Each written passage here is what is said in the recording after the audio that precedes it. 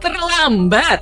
China sudah pegang kunci ini. Amerika langsung mundur tanpa syarat. Bayangin kalau satu negara tiba-tiba bisa menahan produksi mobil listrik di Eropa, mengerem industri pesawat-pesawat Amerika, dan menjegal pengembangan teknologi militer secara global. Semua cuma gara-gara satu hal, yaitu bahan mentah kecil yang selama ini disepelekan. Kalian bakal kaget kalau kalian tahu China atau Tiongkok sekarang sudah punya kunci tersebut. Dan Amerika cuma bisa narik nafas sambil pelan-pelan mundur dari meja perundingan. Telat, iya banget.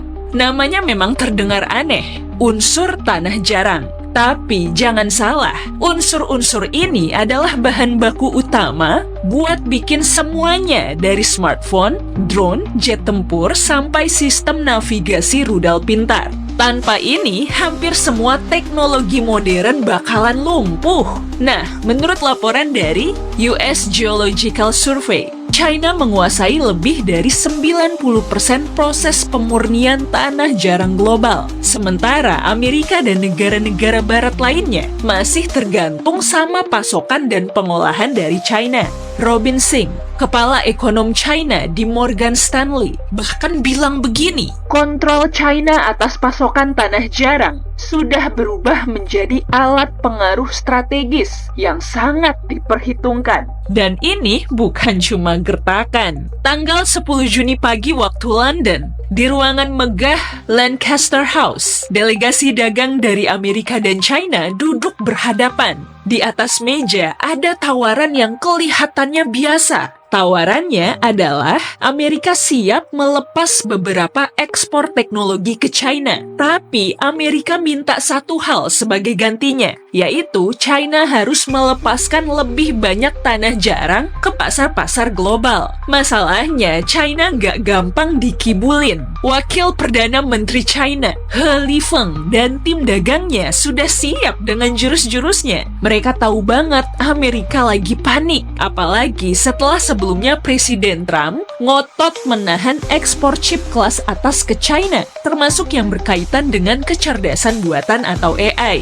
Tapi, belakangan, tekanan industri dalam negeri bikin posisi Amerika goyah. General Motor, Ford, sampai Stellantis mulai gerah nih karena rantai pasokan tanah jarang mereka jadi terganggu.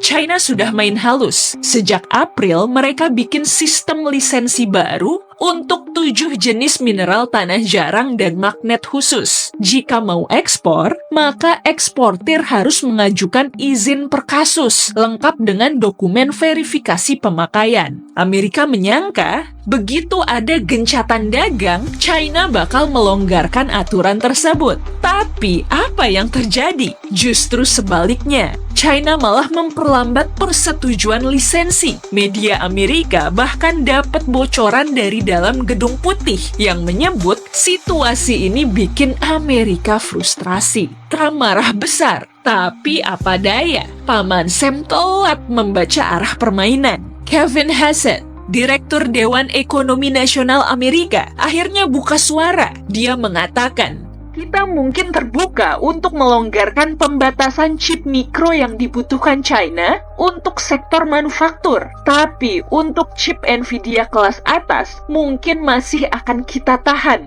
Itu penting sekali untuk keunggulan teknologi kita. Sayangnya, dalam perang ekonomi model begini, kunci pasokan kadang lebih berbahaya daripada senjata nuklir. Betul tidak? Kalau dilihat lebih jauh, bukan cuma Amerika yang mulai nyerah, Eropa juga. Menurut laporan dari Reuters, beberapa pemasok asal China sudah mendapatkan lisensi ekspor sementara dari pemerintah China untuk bisa kembali memasok produk ke perusahaan-perusahaan otomotif raksasa seperti General Motor atau GM dan Ford. Tapi perlu dicatat, izin tersebut berlaku cuma buat 6 bulan doang. Artinya, dunia lagi diberikan oksigen cadangan nih sama China. Semacam ruang bernafas sementara di tengah-tengah ketegangan perdagangan global yang semakin memanas. Namun, ini bukan solusi jangka panjang. Kalau dalam waktu singkat tidak ditemukan jalan keluar permanen, maka seluruh ekosistem industri global dari manufaktur hingga teknologi akan mulai ngos-ngosan. Kehabisan nafas karena ketidakpastian dan hambatan suplai yang terus berulang.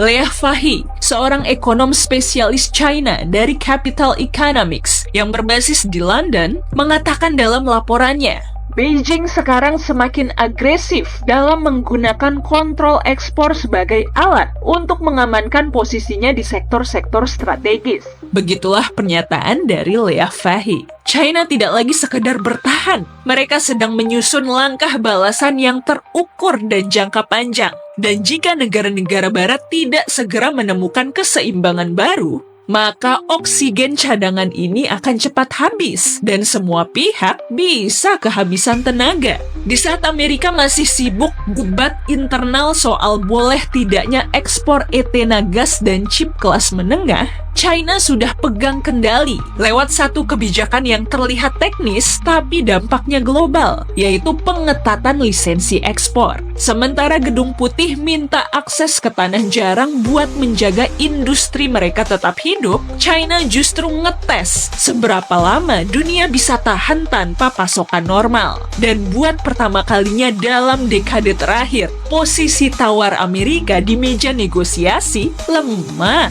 Banyak analis bilang ini semua akibat Amerika terlalu fokus pada teknologi tinggi tapi lupa sama bahan bakunya. Amerika terlalu percaya diri dengan kekuatan inovasinya tanpa menyadari kalau bahan mentah buat mengembangkan semua itu dipegang ketat sama kompetitornya. Siapa lagi kalau bukan China? Sekarang, ketika China menahan pasokan dan memperlambat lisensi, Amerika baru sadar jika Amerika tidak punya plan B. Mau bangun fasilitas pemrosesan sendiri, butuh waktu bertahun-tahun dan juga biaya miliaran dolar. Sementara itu, waktu terus berjalan, industri pun makin tercekik. Setelah perwakilan dari Amerika dan China ngobrol 2 hari di London, Amerika akhirnya sepakat buat ngurangin ketegangan dagang. Trump bilang kesepakatan sudah deal, termasuk mengizinkan lagi mahasiswa China untuk berkuliah di Amerika. Dan Amerika meminta China untuk mengirimkan lagi magnet dan mineral langka ke Amerika Serikat. Walaupun Amerika masih memberikan batasan ke China untuk ekspor chip AI canggih. Namun, Amerika sepakat buat lanjut kerjasama dan menjaga janji yang sudah dibuat. Ya, semoga selalu damai ya. Kan enak kalau bisnis jalan terus. Kalau situasi ini terus berlanjut, dunia bisa masuk ke fase baru. Teknologi canggih tersedia, tapi bahan bakunya langka. Biaya produksi naik, riset melambat, dan pabrik-pabrik bisa kolaps. Dan semua itu bisa terjadi tanpa satupun peluru ditembakkan. China tidak butuh senjata, karena mereka sudah punya kendali penuh atas elemen paling vital di industri modern. Pertanyaannya sekarang, siapa yang sebenarnya pegang kunci masa depan? Amerika mungkin masih punya teknologi paling canggih, tapi kalau bahan bakunya dikunci dari luar, seberapa lama mereka bisa bertahan? China mungkin gak banyak bicara, tapi strategi mereka pelan-pelan bikin lawannya kehilangan nafas. Jika situasi seperti ini terus berlanjut, kira-kira siapa yang bakal ngalah duluan? Dan menurut kalian, apakah dunia perlu mencari alternatif pasokan tanah jarang secepatnya? Atau justru sudah terlalu terlambat? Gimana pendapat kalian? Banjirin kolom komentar yuk. Kalau kamu suka video ini, klik like dan share ke teman-teman biar makin viral. Makasih sudah nonton.